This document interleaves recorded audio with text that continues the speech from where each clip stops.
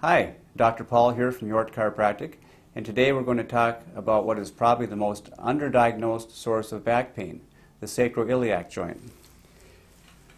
Now the sacroiliac joint is the joint that is between the sacrum and the iliac bones. So you have two sacroiliac joints, left and right. So your pelvis is made up of these three bones and your sacroiliac joints are on both sides. Low back pain comes from the spine, and so this is actually a problem in the pelvis.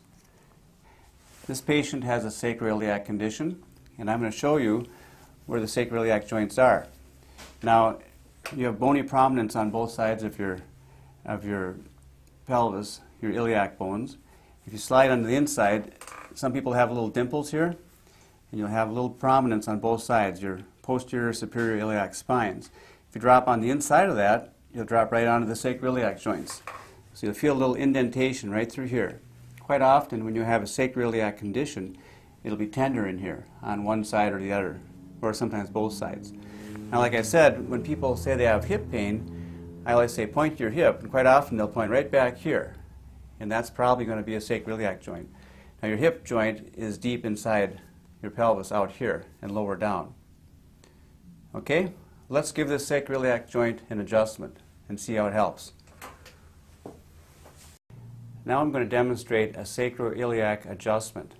So this is a very, very safe procedure to do by a properly trained professional. And we're going to adjust this right sacroiliac joint. Okay, just let it relax now for me here. Very good. Okay. Now the sacroiliac joint adjustment like that is one of the most effective, if not the most effective way to treat a sacroiliac condition.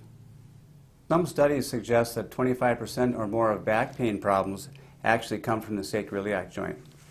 Now quite often in my practice people come in and say they have a hip problem. So I always say, point to your hip for me. And quite often, probably more often than not, they will point to their sacroiliac joint. So a lot of people that think they have a hip problem actually have a pain from their sacroiliac joint. Now the sacroiliac joint can cause local pain right in your pelvis, but quite often it can have pain radiate into your leg, buttock, or groin, or hip. So it's a tricky condition, and it's often misdiagnosed as a disc problem or a muscle problem or osteoarthritis, things like that. And the problem with that is that if it's not properly diagnosed, it might not be properly treated. One problem with sacroiliac joints as far as diagnosis goes is that most sacroiliac problems don't show up on x-rays or MRI scans. So if you have a back problem and you go get an MRI scan or x-ray, most of the time you're not going to be able to see a sacroiliac joint problem. So what happens is some other conditions, especially disc problems, show up very vividly on MRI scans. And so quite often people will have a disc condition that's not causing pain, and it shows up in the MRI scan, and then that's the diagnosis, discogenic pain or pain from the disc, when actually the pain can be coming from the sacroiliac joint.